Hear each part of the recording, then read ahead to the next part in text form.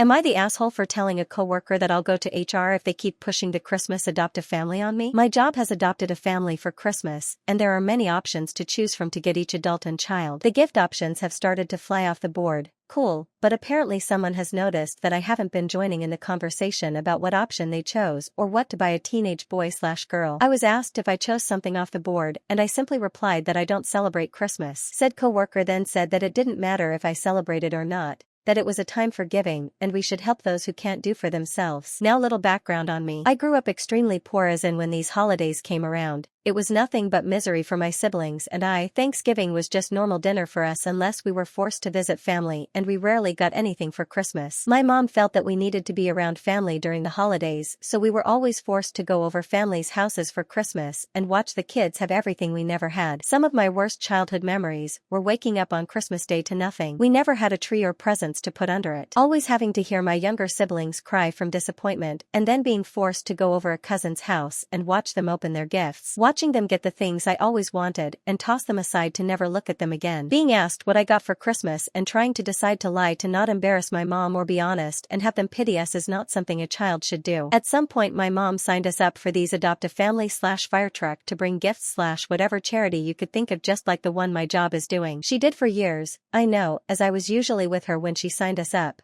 and no one ever came through for us, ever. So it's safe to say that I feel some kind of way about these so-called charities and learned a couple of things early in life and vowed to never contribute these things, because no one cared about me and my siblings, so why should I care for anyone else this time or year? Why should I go out of my way to help when we were never helped? People metaphorically said fuck my mom and her kids, so fuck them and their kids. So back to my coworker. I told her that these people are not my responsibility, and if she felt so strongly about it, then to grab an extra card off the board. I know I shouldn't have said that, but the anger in me just spilled over. Then replied that I didn't have to be a Grinch, to which I said, if you keep harassing me about what I chose to not celebrate, then it will become an HR issue. They dropped it after that. Now I don't feel bad for what I said and I stand by how I feel. But honestly, it kills me how self-righteous people can be about these things. Most just do it to make themselves feel better and think they changed a child's life with a $10 Walmart gift card. But I overheard some talking about the incident and it put me in a bad light. I know I don't owe anyone an explanation, but I didn't like hearing being talked about like that without any context. AITA for how I responded. Edit. I think some people are missing the point here. My job has adopted one family and the cards are a number of different things they want. So for the people who are saying that I'm ruining some kid's Christmas, you're wrong. They're getting stuff from everyone else, just not me. Also, just because I choose to not donate to random strangers, like most people choose not to do, doesn't mean I don't give back in other ways. My family is my priority, and they will be provided for first and foremost, and that taught me that me and mine will never come before anyone else's own family. They didn't owe us anything, and I'm simply adopting that same mindset. Anyone else who says otherwise is lying. My nieces and nephews will never know the hurt my siblings and I felt over the holidays. And finally, I work hard for my money, so I'm going to spend it how I like on whom I like. I just find it funny that some of you are so damn sanctimonious and hypocritical. How often do you donate, especially in this economy? Also, how often do you donate to poor children outside of the holiday season? As someone in the comments mentioned, there's more than just the holiday season that poor kids need things. 40F and 45M in a new relationship. I woke up to his girl best friend standing in his bedroom at 2 a.m. How do I navigate this? TLDR at the end. I, 40F, am in a new relationship, and my BF, 45M, did tell me that he and his GBF, girl best friend, F40s, briefly dated a few years ago and slept together once, but realized they're better as friends. I felt a bit wary, but I'm also aware that I have friendships with men I have been with, and there's truly nothing there, for me, at least. I do believe him when he says it's totally platonic for him, though he has mentioned his most recent ex. They were together for 1.5+ years, wasn't the GBF's biggest fan, but to each their own. GBF sounded cool and he mentioned we have a lot of things in common, she and I, and he could see us becoming good friends. Exes have requested some distance between GBF and BF as it made them uncomfortable, but I decided not to worry about it until I met her and judged for myself. The other night I was spending the night at my BF's when I woke up to a woman who had entered the apartment and came straight to his bedroom doorway and just fucking stared at us in his bed. When I first heard the sound of the door unlocking and a light click on, I was sleeping and thought it was part of a dream until I realized it was real. He was sleeping super soundly, and I was trying to wake him up by patting his arm, rubbing his chest, touching his face, talking to him, and I was frantic. BC, I don't know who she was, how she got in,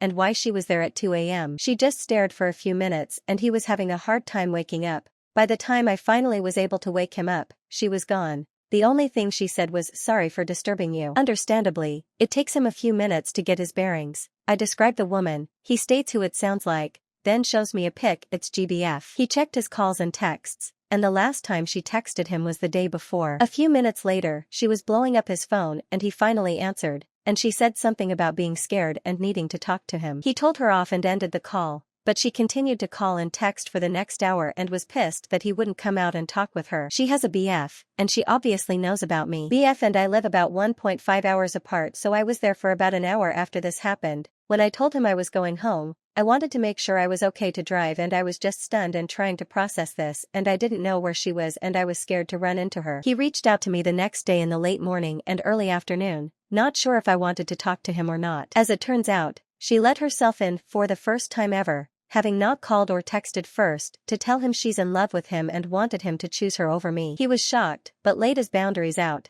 and she said that she can't be just friends with him, so their friendship is over. He's had a lot of loss in his life, and she was a big part of his support system over the last few years, so he's grieving the loss of the friendship. BC, this is fresh, and I don't know how to process any of this. He really does seem blindsided and never imagined she would do that. Yeah, I listen to / watch a lot of true crime. I'm the one who locked the door before we went to bed, so I know it was locked. But at first I thought maybe a neighbor entered the wrong apartment, and then while she stared for a few minutes while I was panicking and trying to wake me up, I was like, oh fuck. She might be a crazy ex and she might hurt us. I have never thought about what I'd do in this situation. BC, I never in a million years thought I'd be in it, but holy fuck. His apartment is keyless entry. She knew the access codes. BC, they were good friends for several years and he travels internationally for work a few weeks at a time and needed someone to water plants / grab mail. He's planning on connecting with apartment management to change both of the codes. I don't know what I think or need, but it's very clear that he doesn't understand how truly unhinged and traumatic this was for me. Validate me? Give me perspective? What the actual fuck? TLDR, boyfriend's girl best friend let herself into his apartment at 2 a.m., scaring the shit out of me. BC, I didn't know who she was or why she was there. He says it's been platonic for 2 years, but she came to tell him she's in love with him.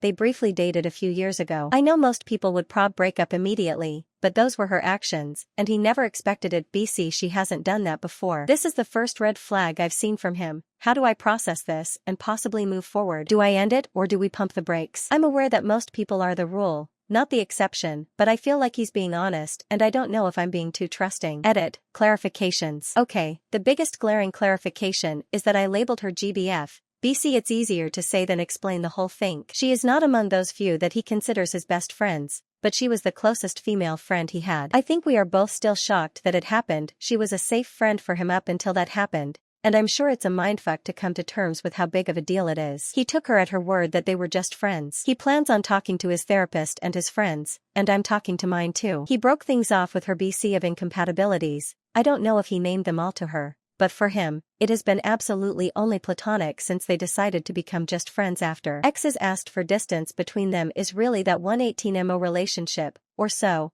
I don't have his previous relationships memorized, BC their previous, but it sounds like that GF had a very small circle of friends. BC, she was difficult to get along with, and I think he just chalked it up to that GF's insecurities and put distance with GBF. Along those lines, I can see how he went there. BC, whenever I start a new employment opportunity, it always feels like the coworkers, men and women, think we're in competition. I lay the groundwork with, hey, I'm not in competition with anyone here. We're a valuable team together. BC, we all have our own approaches. There are some women that are hard to get along with and they know it. And I broke off a friendship a few months ago. BC, she was like that. It happens. 5. Keyless entry is keyless. There's a pad at the front door to enter a number, and then another pad on his front door to enter another. They're friends. I have access to my friends' places. He travels internationally for work and has plants. I wasn't pressed. I trusted his trust in her, and she broke it. 6. I truly don't believe they're FWB. It's not his style. He's not interested in her, whatever. Maybe she was drunk and hyped up on Hallmark movies, I don't know, and it was still scary AF for me. ADD, she was still wearing her coat,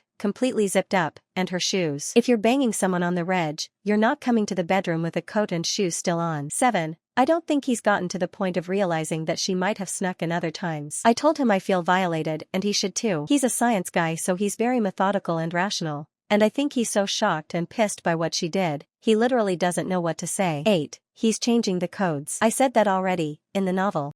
Am I the asshole for telling my SIL that I've had 4 miscarriages when she said I didn't understand her loss? Advice needed. 34F. I'm married and a mama to a 1-year-old daughter. My husband and I actually had a very difficult time becoming parents. I've had 4 miscarriages, 4 before my daughter was born, but I'm honestly just so thankful that we have her. I don't typically speak about my fertility issues, and the only people who know how about my miscarriages, my parents, husband, and 2 older sisters. My husband has a SIL, 31F, who we love dearly, but she tends to play the woe is me card and act like no one else is struggling as much as her. She and her husband recently got pregnant, and about a month ago, she had a miscarriage. She's been open about it on social media and at family events, and so I've reached out and expressed my condolences and listened several times. I can tell that she's really struggling with this, and I genuinely feel badly that she's suffering. On Saturday night, we went to my in-laws' house for dinner. My SIL was talking about the miscarriage, and how hard it's been. My little girl was sitting on my lap, but she was playing and obviously didn't understand what her aunt was talking about. At one point, my SIL started crying, and my daughter noticed and got upset. She wanted to give my SIL a kiss to make it better. She always does this when someone is upset. I told my SIL that my daughter wanted to give her a kiss, and she said no pretty harshly and looked annoyed. My daughter was confused, and I told her to give me a big kiss instead. My husband said that was rude, since our daughter noticed she was sad and just wanted to make her feel better. My SIL then said it's just hard that both of her brothers have happy and healthy babies when her child is dead. She said she loves her niece and is so happy that she's here, but she's sad she and her husband haven't been blessed with a child yet. This deeply upset me, because I can't believe she'd be triggered by her own niece. I've never looked at my sister's kids or my BIL's kids and felt anything other than joy that they were in the world. My SIL must have noticed I was uncomfortable, because she proceeded to say that we couldn't possibly understand since we haven't ever lost a child. I should have kept my mouth shut, but that comment and assumption was the last straw. I told my SIL that we do understand, since I had 4 miscarriages. I said that it took years of trying before I brought my beautiful girl into the world. My MIL, who's very kind and empathetic, hugged me and said she was so sorry to hear I'd struggled with that. My SIL was shocked and asked why we never told anyone. I said I'm private, wanted to process it on my own, and have a hard time talking about my own hardships because I know everyone else is going through things as well. Anyways, my husband told me that his sister called him and is upset. She said I was trying to compete with her by saying I had 4 miscarriages. She also said I was trying to make the conversation about me when her wounds are still fresh. She also commented that I was being passive-aggressive when I said everyone is going through things, and that I was minimizing her loss. My husband was laughing when he told me, but I actually feel a bit guilty. Maybe it wasn't appropriate to bring up my miscarriages in that moment, but her comment really got under my skin. Am I the asshole?